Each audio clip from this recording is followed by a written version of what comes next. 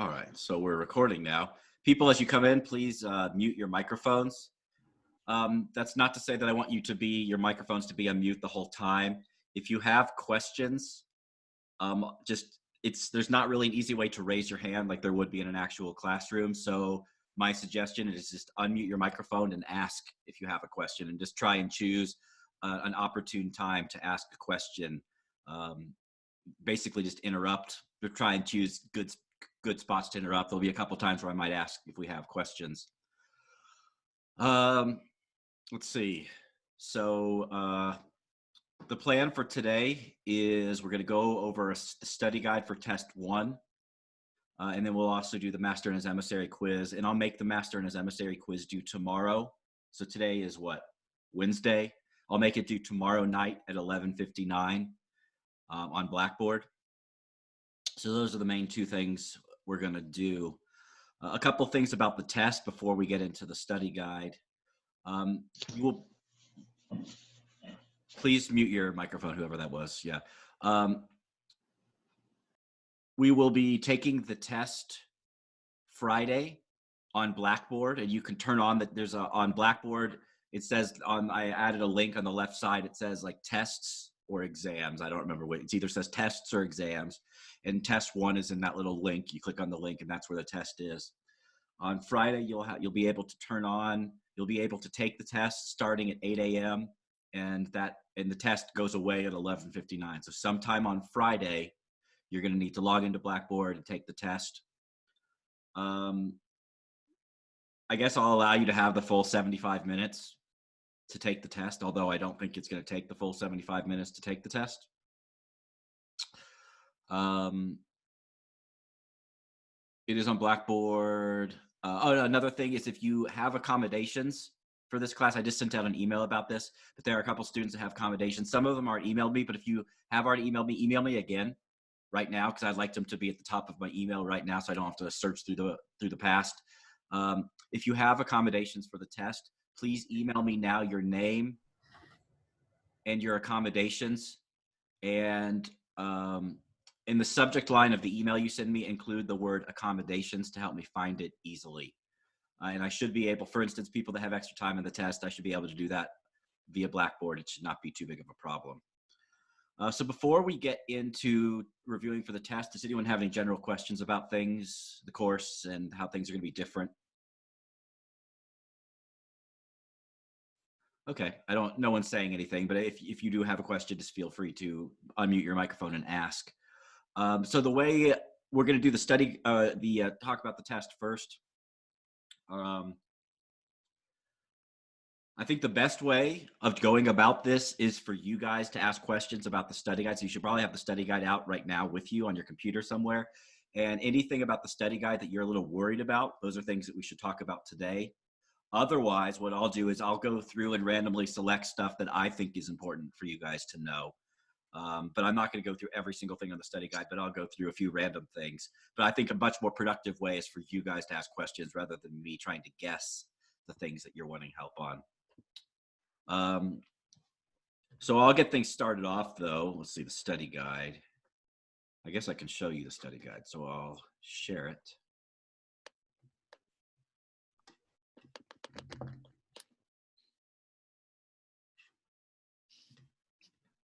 So you should be able to see the study guide there. Can you see the study guide on my computer now? On your computer? You should see it from me. Okay, I'm going to log into my computer or log into this meeting with Zoom just to make sure that pretending I'm a participant. Done. Join.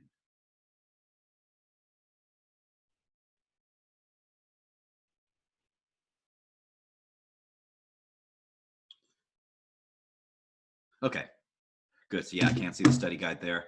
Okay, so we'll go. I'm just going to kind of go down from the top, and I'm not going to cover every single thing, but the things that I think students might have problems with. Most students, there'll definitely be a question about between subjects and within subjects, but students usually don't have too much of a problem with that question.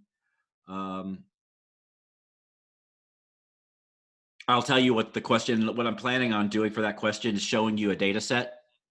And it will either be a data set which is between subjects or a data set that is within subjects. So let's see, a true or false. I'll pose this as a true or false question right now.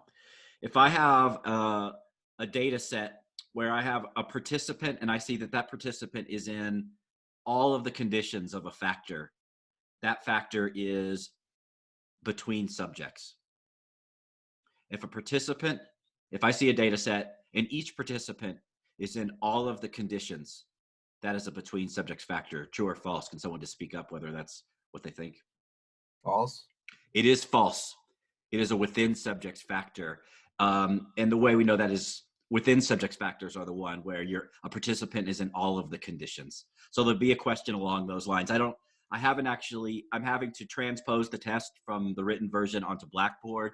So the test structure might be slightly different. It'll either be like a true false question, or I might show you a data set and ask you, is this a between or within subjects factor?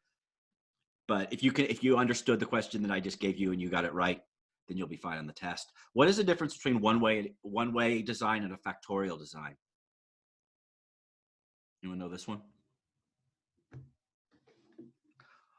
think one way has only one factor. Correct. Or has more than two. Actually, a factorial has two or more. Slight. A factorial can have two or more. It doesn't have to have more than two. Factorial is just two or more. One way means you have one factor. Factorial means you have two or more. There will be some questions on the test where I give you a little research scenario. We did a lot of these at the beginning, way back at the beginning of the semester. We did some of these problems where I give you research scenarios, and you have to decide which of the 8 hypothesis tests to use. So you definitely need to know, when do I use a one-way ANOVA, a one-way or a factorial ANOVA? When do I use a between subjects t-test? When do I use a within subjects t-test? When do I use a repeated measures ANOVA? You need to know what those 8 hypothesis tests, what they all mean when we use them. And there'll be questions where you have to decide which hypothesis test to use given a research scenario. Understand factorial nomenclature like it says here. So if I say, if for that one right there, it says 3 by 2 by 4 factorial design. How many factors does that study have? A 3 by 2 by 4 factorial design. How many factors does that have? 3 factors. 3 is correct. I don't know who said that, but can one of you who just answered, could you explain how you knew that? Is it because there's 3 numbers, so it's like 3 by 2 by 4, so there's 3 of those numbers? Yep, So each number in there is a factor. The 3 is a factor, the 2 is a factor, the 4 is a factor. What are each of those numbers? So what is the 4 itself? So the 4 represents a factor, but why does it say 4 there? There's 4 of what? conditions. Yes, so the 4 is a factor that has 4 conditions. So there's 3 factors. One of them has 3 conditions. One of them has 2 conditions. One of them has 4 conditions. Would conditions and levels be synonymous? Yes. As far as I know, there is no important difference between those 2 words. Levels and conditions are the same. Okay, we did some stuff like this way back at the beginning too. I will show, they'll probably, assuming I'm able to get it to work in Blackboard, which I think I will be able to get it to work, there will be problems where I show you a picture and you're gonna have to indicate in the picture whether it shows a main effect or interaction. I should be able to do that. If for some reason I'm not able to get a picture to work, then I'll describe the pattern of data like verbally, what the data in the graph would look like. But I think I should be able to get pictures to work, but I'll give you some data set and you'll see the data like the means for the different conditions. And you'll have to tell me, does this appear to show a main effect or an interaction or none of the above, something along those lines. And we did do problems like that at the beginning. Let's see.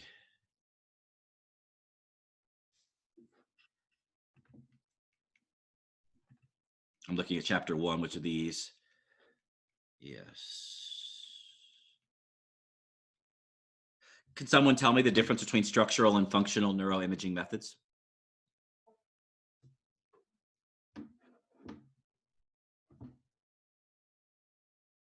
Structural is like anatomy and functional is like physiology. Yes, that's good. Not everyone might know what physiology means here.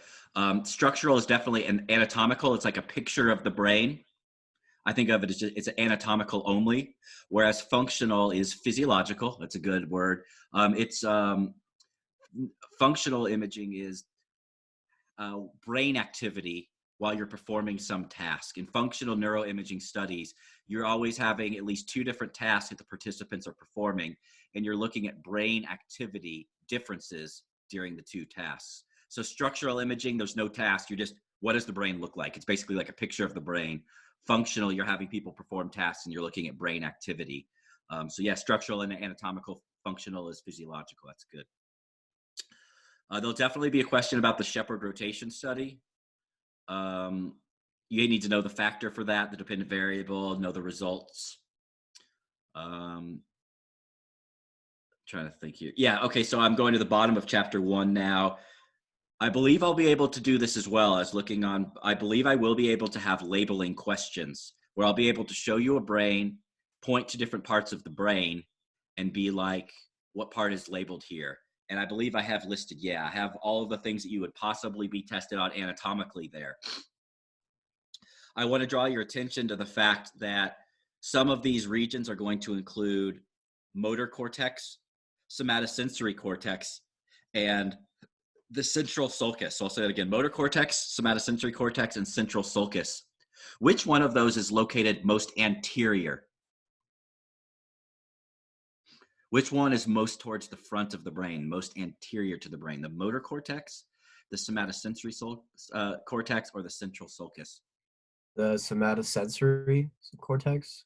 That is actually not. That is the most posterior one. That is the one which is most towards the back. The somatosensory cortex is in the parietal lobe. So keep going though. What is the one which is most anterior? Which is the one which is most towards the front? The motor cortex. It is the motor cortex. The motor cortex is located in the front. The somatosensory, then the central sulcus is right next to the motor cortex, and then posterior to the central sulcus is the somatosensory cortex. So I'll say that again. Motor cortex is towards the front. Somatosensory cortex is towards the back, and right in between those two is the central sulcus. Those are challenging ones oftentimes for students. Common mistakes are to get the motor cortex and the somatosensory cortex reversed. But you're going to have to know all 3, and they're all very close to each other in the brain there. So you're going to need to make sure that you know the order of all 3 of those. Yeah, moving on to chapter 2.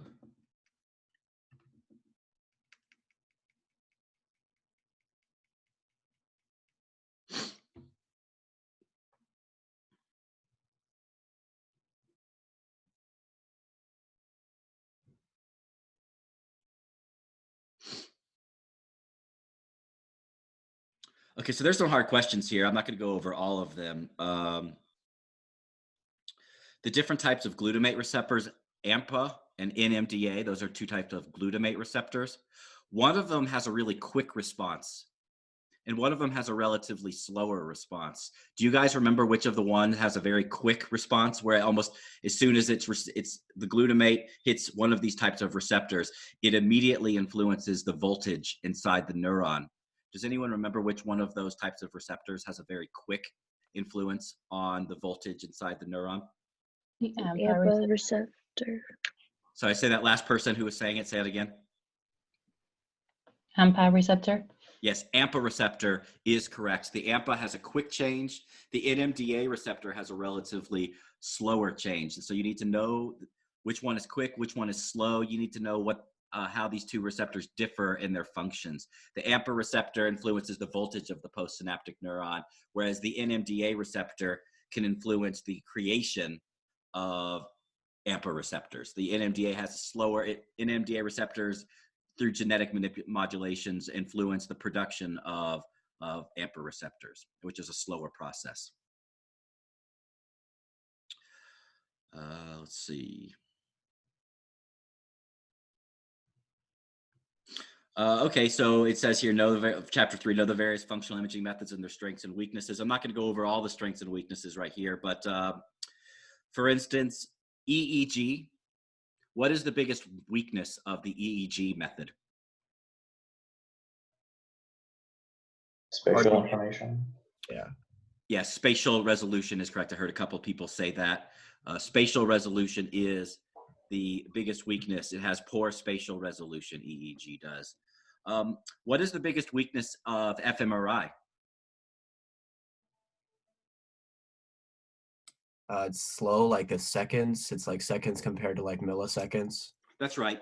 EEG has great temporal resolution, so it's able to get millisecond precision, whereas fMRI only has precision over several seconds.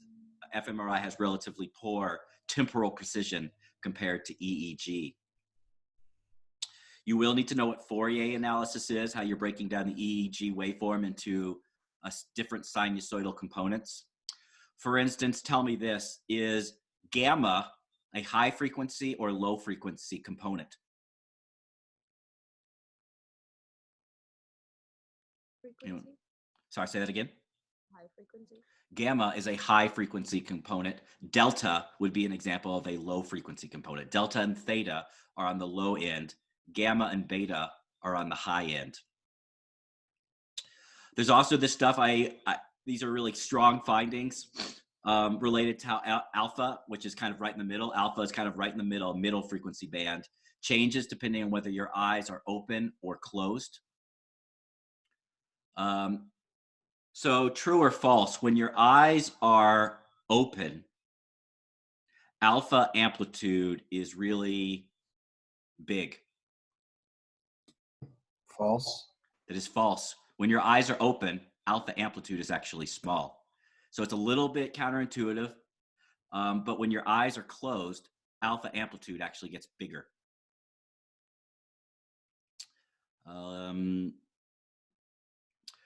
Know what event-related potentials are. We've done some in-class problems about this.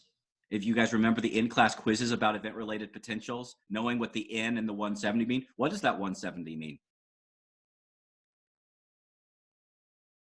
170 nanoseconds to recognize a face.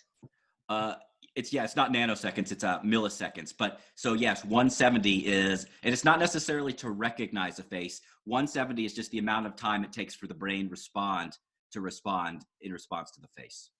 So N170 is just an amount of time. That's all it is. So that's really all you need to know for the 170 is it's amount of time.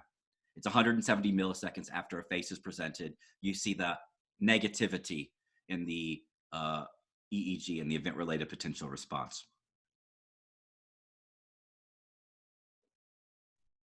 In the Stroop task, what is the instructions that participants are given in the Stroop task?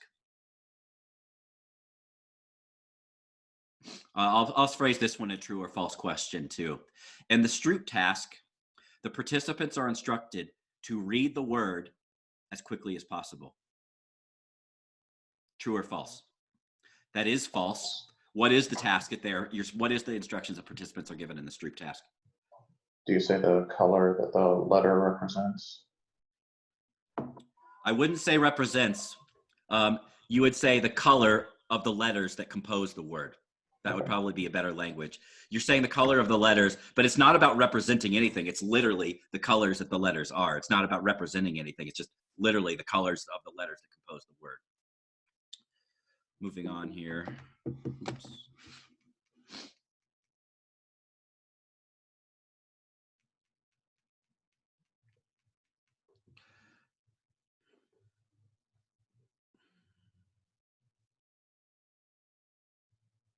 There'll be a question. I think we had an in-class quiz about this as well. There will be a question about the interpreter in that Scientific American article.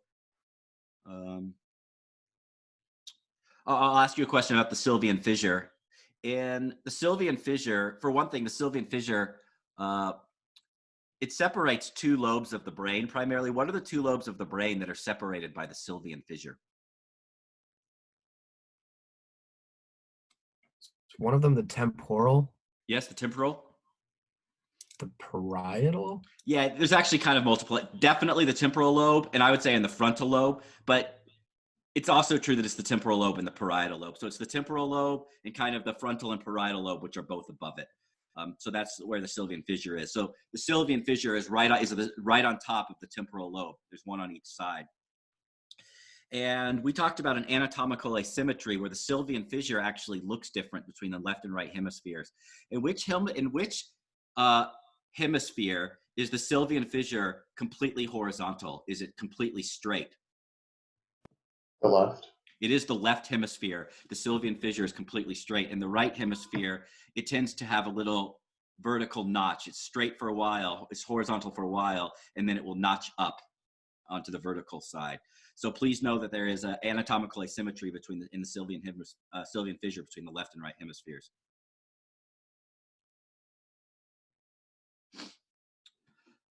There'll also be some questions about the within versus between column connectivity, and I know from past experience this question could be hard for students.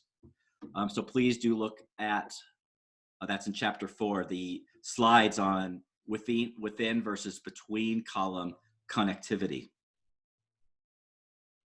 And I guess I'll just tell you, in the left hemisphere, the columns tend to be more isolated from each other. In the left hemisphere, there's a lot of activity within a column, but the columns don't interact with each other a lot in the left hemisphere. It's opposite in the right hemisphere. In the right hemisphere, there's a lot of sideways action. There's a lot of connections between the different cortical columns in the right hemisphere, whereas in the left hemisphere, there's relatively less action or less connections between the columns. I think the best way to know about this, though, is to look at the figures in the slide. It's kind of hard to show you with my hands. So look at the figures in the slide regarding that in chapter 4.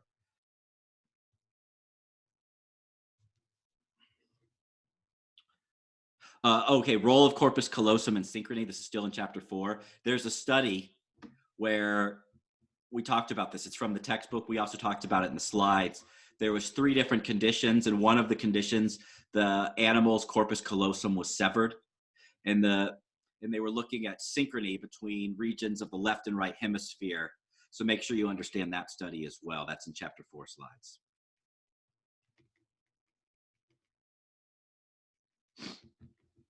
Okay, let's see. What do we need to know here? Okay, so it says here, I'll look at chapter 5. Yeah, so you're going to need which primary sensory area is in the superior temporal lobe? Which primary sensory area is in the superior temporal lobe? Auditory. That is correct. Auditory cortex is in the superior temporal lobe. So you'll need to know stuff like that. Visual cortex, occipital lobe. Somatosensory cortex is located just posterior to the central sulcus. Those are the 3 primary sensory areas that I'm likely to test you about.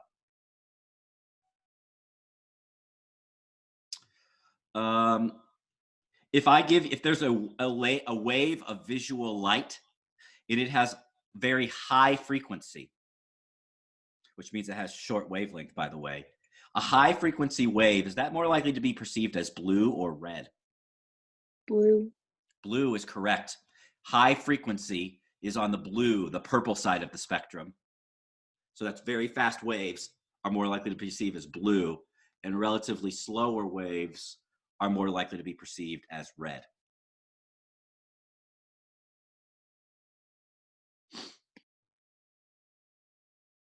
You know, things like receptive fields tend to get, well, true or false? The receptive fields in V4, visual area 4, are bigger than receptive fields in V1. True. That is true. The general rule is that the further down the processing stream you get, in general, the bigger the receptive fields are. So that's I've gone through random questions here, and those are some of the ones. They're not all of the questions, but that's about a third or a half of the questions on the study guide. I want to give you guys the opportunity to ask some of your own questions now. So is there anything that I didn't cover that you're a little bit worried about that you want to talk about? If necessary, we can talk about some of the old slides. Just let me know. What do you guys want to talk about? What about the ventral and dorsal pathways we talked about right before a break, the where and the how? Right. Let me look here. There is no questions on this test from chapter 6. And I believe we didn't start talking about the ventral and dorsal pathway until chapter 6. So nothing from chapter 6. There will be no questions. I don't believe there will be any questions about the dorsal and ventral pathway. Sick.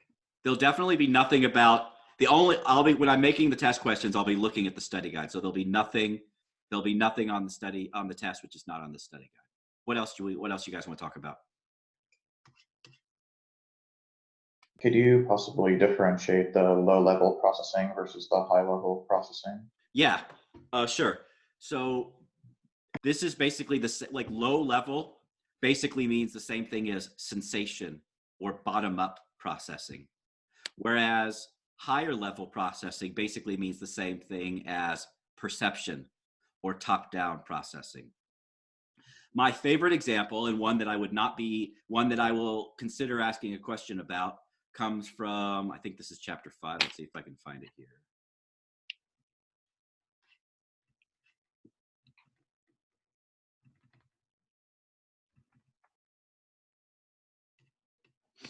This is probably my favorite example of both. It's a great example of top-down processing, but it's also kind of an example of bottom-up processing because both are involved here. So at the beginning of you guys remember this demonstration, hopefully.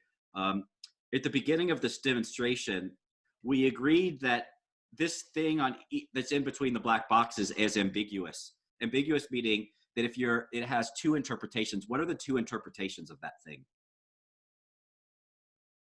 An H or an A? Yeah, it can be either an H or an A. When you're relying on bottom-up processing, low-level processing, things are ambiguous. You're not able to tell, is this an H or an A? Because low-level processing is based purely on the sensory features of the thing you're looking at.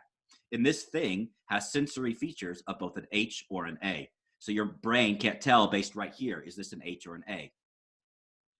But when you give context, you're able to apply knowledge that you have in your mind to help you disambiguate what these things. So now we know that this is an H, and now we know that this is an A. What is the knowledge that you are bringing to the table that allows us to disambiguate those letters? We know that this is an H because of what knowledge? Semantics, English language. Yeah, not as semantics as much, but it is something to do with the English language. What type of knowledge of the English language do you have that allows you to know that this is a H? Syntax. I think I heard someone say it. I don't know how to pick one person though. Try again. Morphemes? Shoot, I don't even remember off the top of my head what a morpheme is. Like the letter T or the letter E or letter C. So basically the letters that are accompanying Yes, the other letters that we don't know. Yeah, the letters that are accompanying other letters, which we know because we have in our mind a mental dictionary of spelling. That is the knowledge that you're bringing to the table. Morphemes is good. I would be a little bit even more specific if you were answering this on the test and saying, it's your knowledge of the way words in our language are spelled. You know that there is no word in the English language which is spelled T-A-E. Therefore, that word has to be T-H-E because of your knowledge of spelling. The other one, you know that there are no words in the English language which are spelled C-H-T. Therefore, you know it has to be C-A-T. So that's top-down processing. When you're using knowledge that you have stored in your mind to help you understand what it is you're looking at. You're using your knowledge. That's higher level. That's top-down. That's perception. Versus right here, that's low level. That's bottom-up. When you're relying only on your bottom-up processing in this example, things are ambiguous. But when you can use the context, that allows you to use your top-down processing, the higher level processing, which disambiguates the identity of those middle letters. Does that help illustrate the difference between bottom-up and low level and higher level processing? What else we got? Anything else? When we're done with this, we can go to the master and his emissary quiz, but I'll definitely keep going until you guys run out of questions. Can you quickly go over the objective measure of synesthesia? Yes. Now I'm not going to actually turn on the video, but I will point to you to where this is. Where is it? We're in this is chapter 5. right here.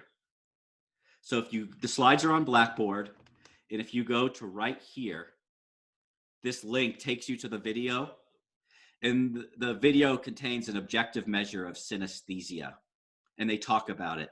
So I'm not going to explain it again because really the video does a great job. I will give you a clue. It's the video that has to do with the 5s and the 2s. The part of it that has to do with the 5s and the 2s.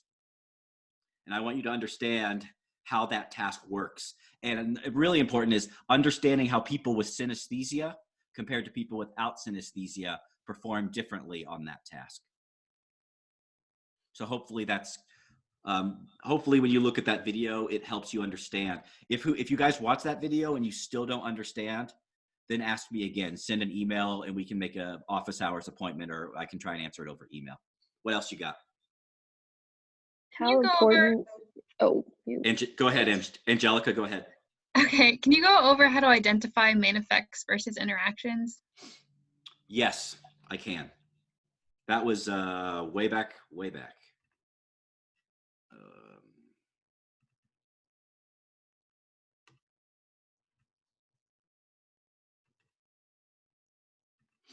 So this is highly likely to be what I would ask about on the test. This is one of my favorite teaching examples.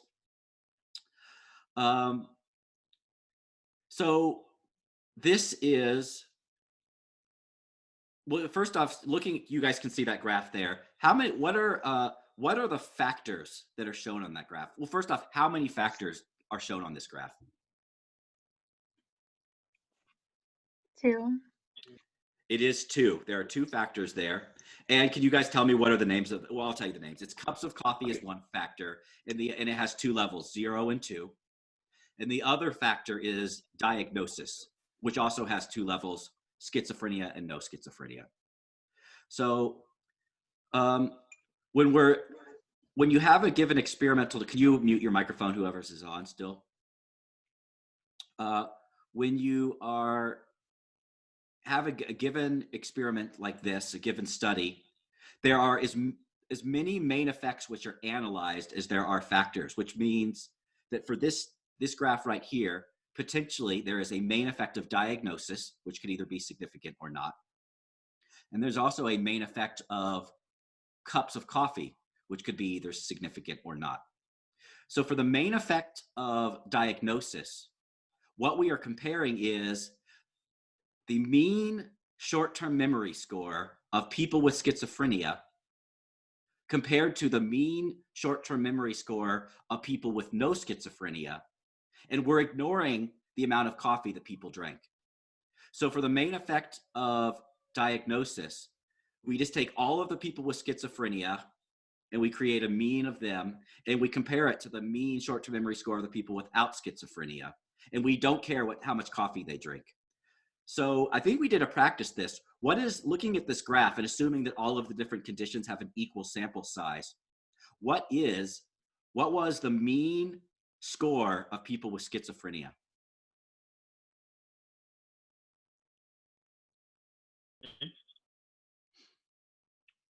That didn't work. Say that again.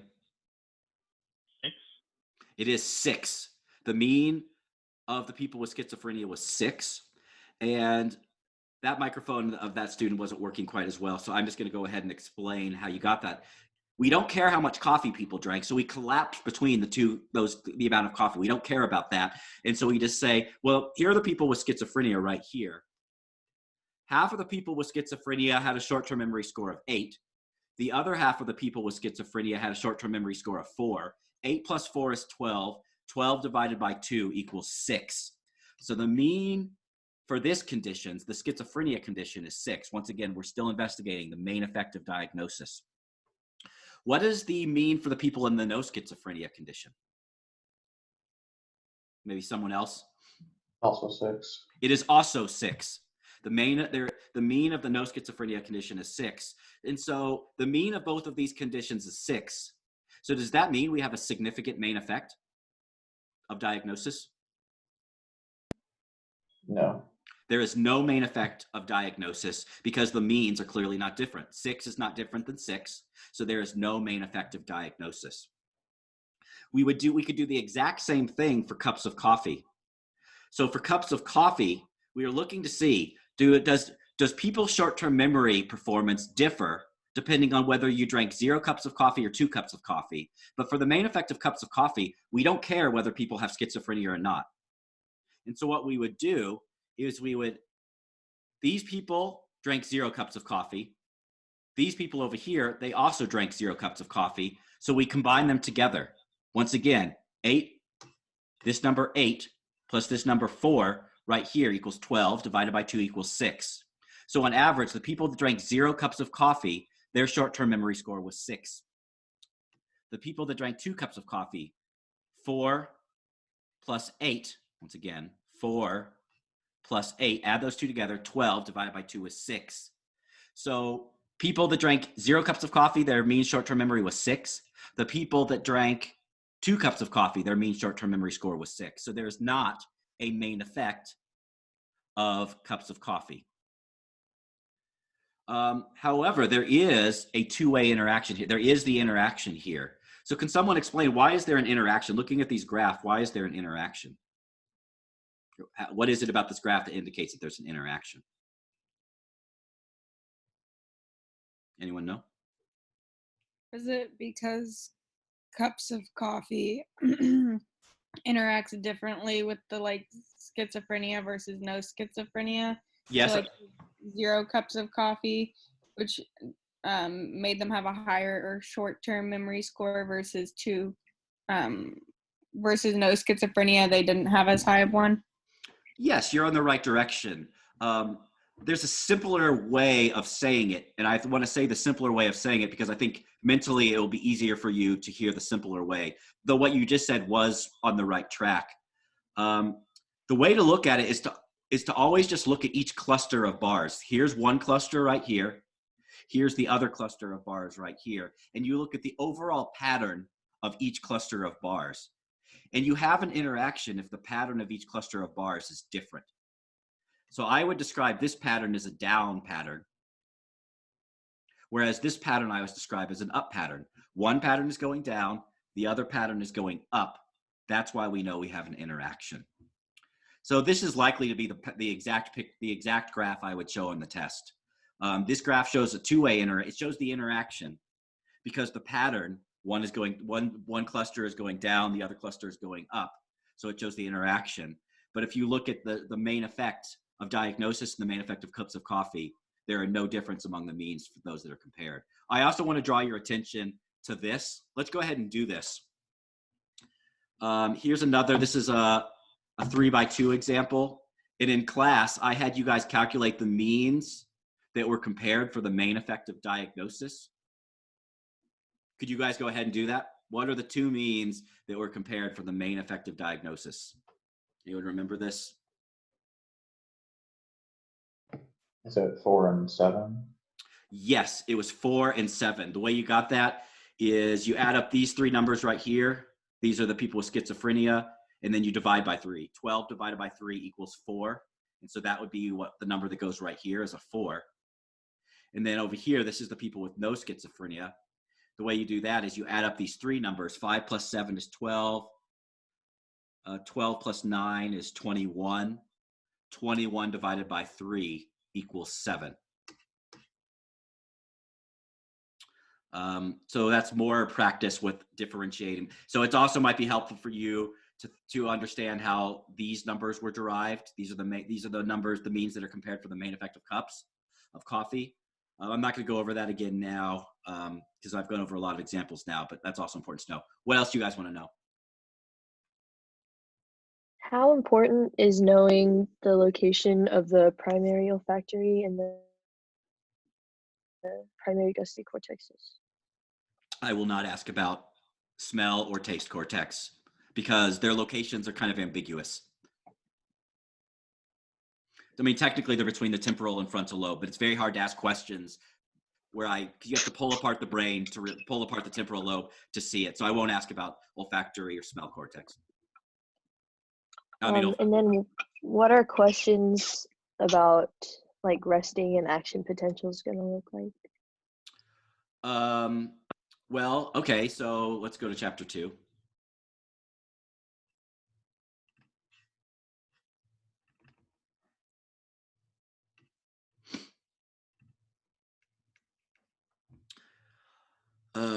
Okay. So there'll probably be a question like, okay, well, let me ask a potential question right now. If currently, okay, well, for one thing, the resting potential, you guys remember, is usually around negative 70 millivolts. If I am a neuron, my voltage is negative 70, and then I receive some glutamate, what does that do to my voltage? How does that change it? Currently, it's negative 70, and then I receive some glutamate. How would that change the voltage inside my neuron? Anyone know? Would it increase it or make it less negative? Yeah, it would make it more positive. So if I'm at negative 70 and then I get some glutamate, it's going to make it like negative 69 or negative 68 or negative 7 or negative 67. The more glutamate I receive, the more positive it gets. And then does anyone remember that the typical threshold of where you have an action potential is what? What voltage? Negative 55. Yeah, negative 55. So excitatory neurotransmitters like glutamate, they make things more positive.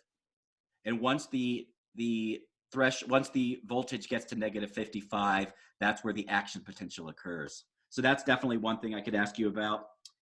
That's kind of not that difficult of a question. The more difficult questions would concern like sodium, potassium. Sorry, that's not really about action potentials though. It would be this one right here. So throughout the course of an action potential, we have those different ion channels that open up. And you can see here, the first type of channel that opens up is the sodium. Once an action potential occurs or starts, the sodium channels open up, which causes sodium to rush into the cell, which, will you tell me, when the sodium rushes into the cell, what does that do to the charge inside the cell? Makes it more positive. That is correct. When sodium rushes into the cell, it makes the charge positive. And then once it gets up here, so then the charge inside the cell is very positive. And then the sodium channels start to close, and then the potassium channels open, which causes a bunch of potassium to leave the cell, which makes the cell go back to being negative again. And so it's important to understand the order of those two events. The potassium channels open, which causes the cell to become very positive. Then I want to make sure I said that right. The sodium channels open up, which causes the cell to become very positive. The sodium channels open up, which cause it to become very positive. Then the sodium channels close.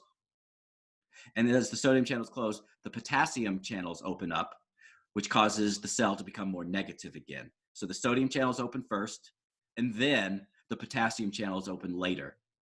So the order of those two things, sodium channels open up first, potassium channels open second.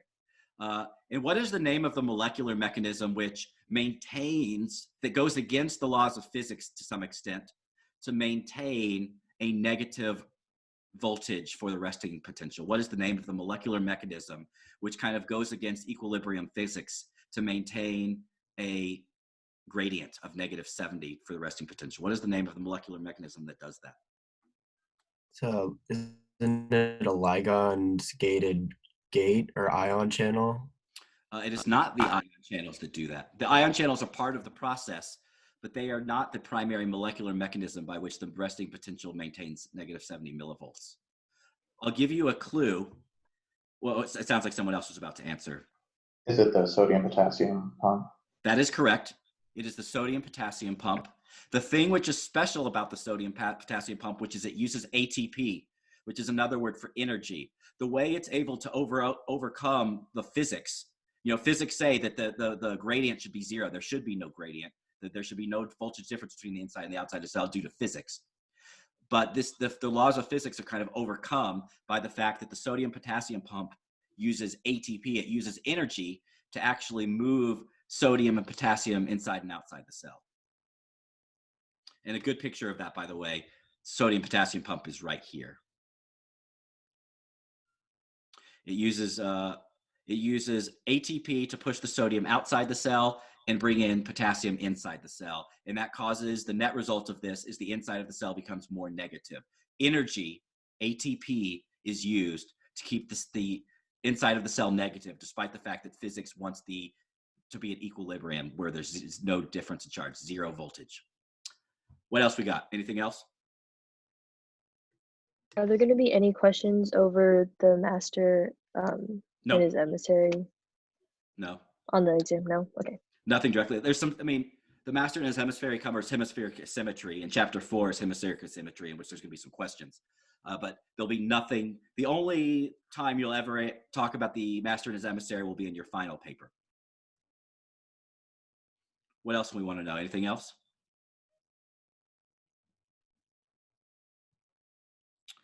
Okay, I'm not hearing anyone speak. So now we'll go ahead and do the master and his emissary quiz. I will mention though, before we start this, we have some time. We have a couple days before the test starts. And I don't have much going on. So if anyone wants to have a Zoom meeting between now and then to talk about on a one-on-one basis, I'm fine. Just send me an email and give me some times when you want to meet, and we can schedule a Zoom meeting, or I can try and answer your questions on email if they're simple enough. But I can be pretty darn flexible because, yeah, my big plans for today are to go on a walk. That is my big plans for today. And so I can be quite flexible with when we would meet. So now we'll go ahead and do the master and his emissary quiz. If I can find it.